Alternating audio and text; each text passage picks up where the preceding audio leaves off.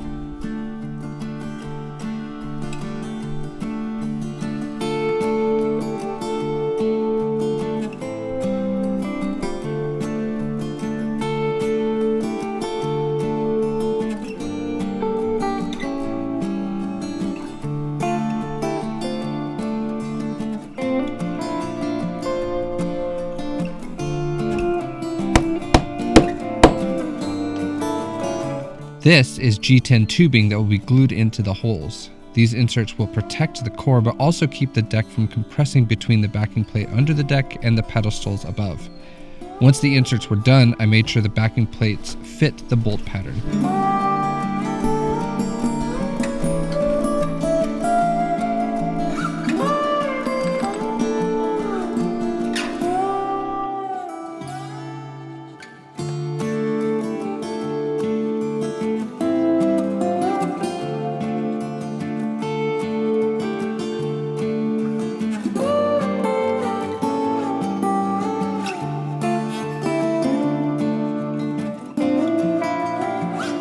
Now that I knew my backing plate fit, I cut the slot in the backing plate that will allow the cables to pass through, and then I bolted the plate back in place to cut the slot in the deck. Again, the core needs to be protected from any water or wear, so I glassed around the slot with some light cloth fiberglass tape.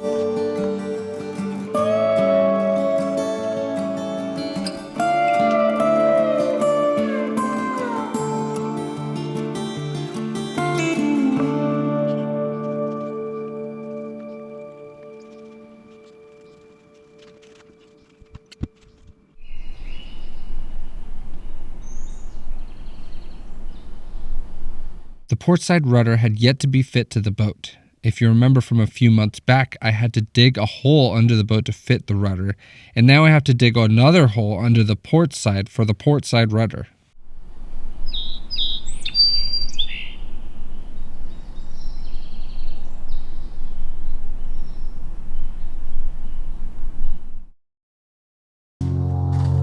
Wow, that is a beautiful hole, honey. Thank you. Of all the things you've done on this boat, I might be most impressed by that hole you dug. Thank you. Thank you. I'm not sure if I should be offended or proud.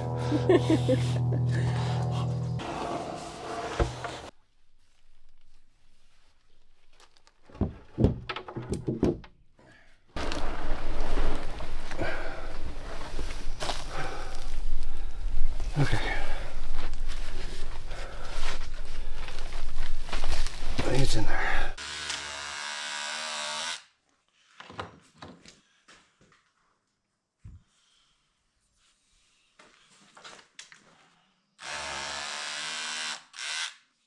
As an aside, I'm using a ton of G10 fiberglass flat stock for this project. For those of you that don't know, G10 is a pressed fiberglass and epoxy product that is very strong and hard and doesn't corrode. It makes great backing plates among a million other uses. Of course, I ran out while doing this project, so I made some of my own G10. It's not as good, I'm sure, but I just vacuum bagged about 15 layers of 12-ounce biax to my table, which yielded a 3/16-inch thick fiberglass plate. I'll use this for the backing plates for the pad eyes.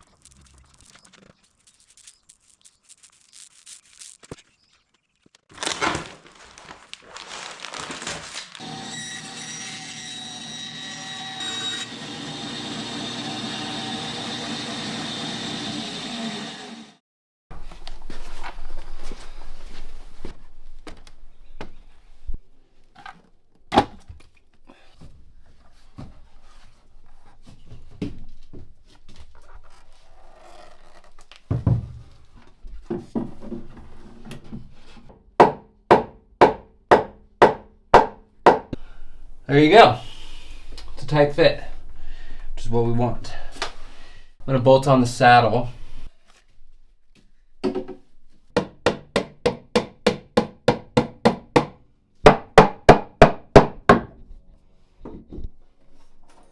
Okay.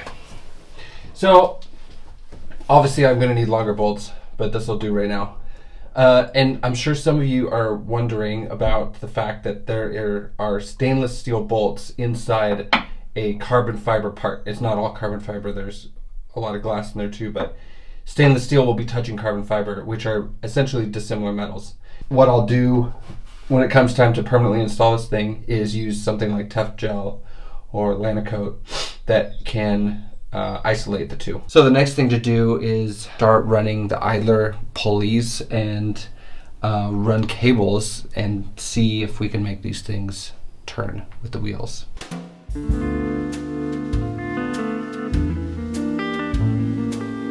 And now it's time for a dry fit. I need to line up the pulleys and cables to make sure that the parts I've collected will work.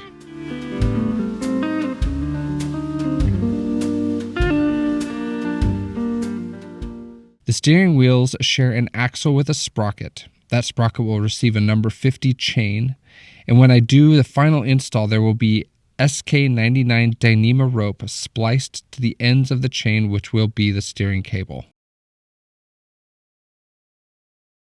So one reason that I put these things so high on the rudder stocks is so that I can actually pass through underneath them.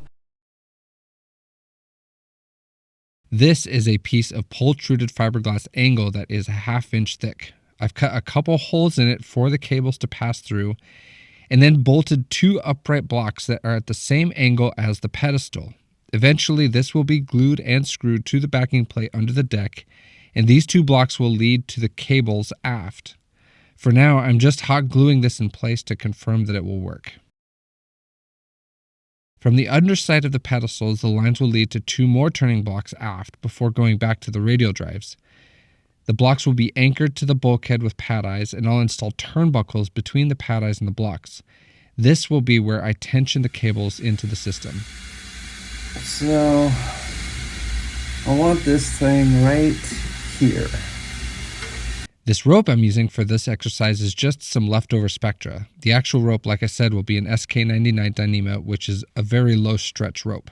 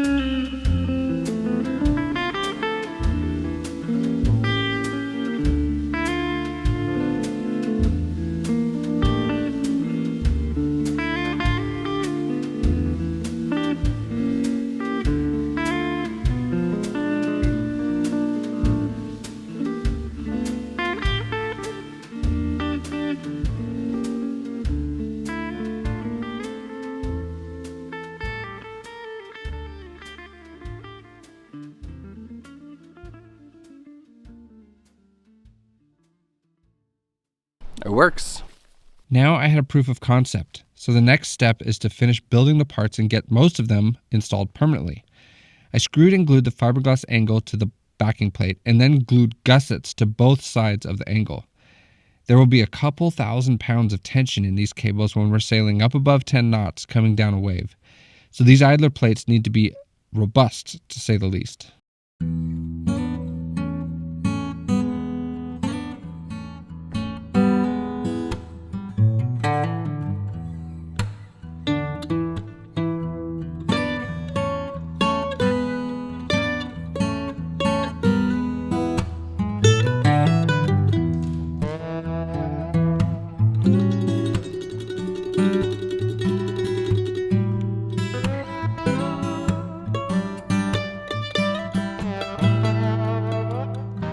Once those backing plates were ready, I could glue the pedestals to the deck and then bolt the backing plates to the underside.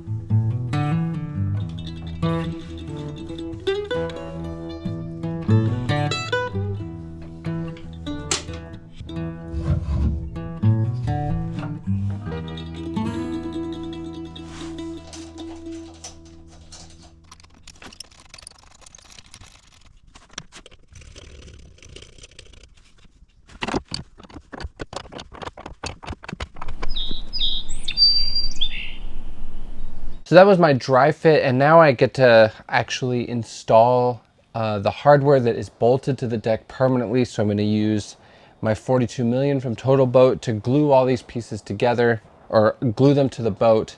I am still waiting on parts, things like the actual, like the chain and the cable I'm going to use, the tie rod that connects the two rudders together. So the system won't be totally complete, but the hard part will be done. And so I'm really looking forward to just seeing it installed and not have to think about it for a while.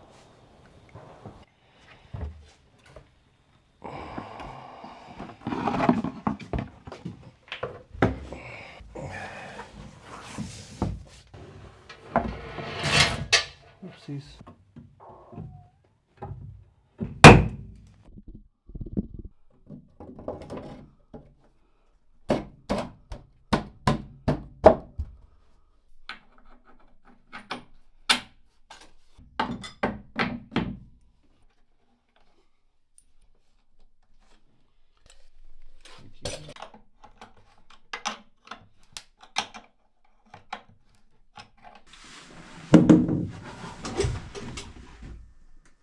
What is important to get right here is that the cables, once tensioned, will be guided perfectly into the grooves on both the turning blocks under the pedestals and the groove in the radial drive.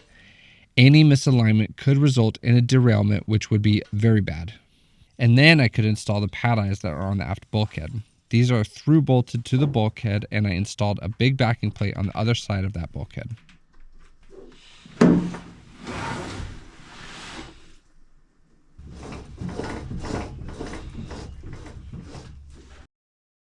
All right, so after a lot of fiddling, I've finally got one quad radial drive installed and working.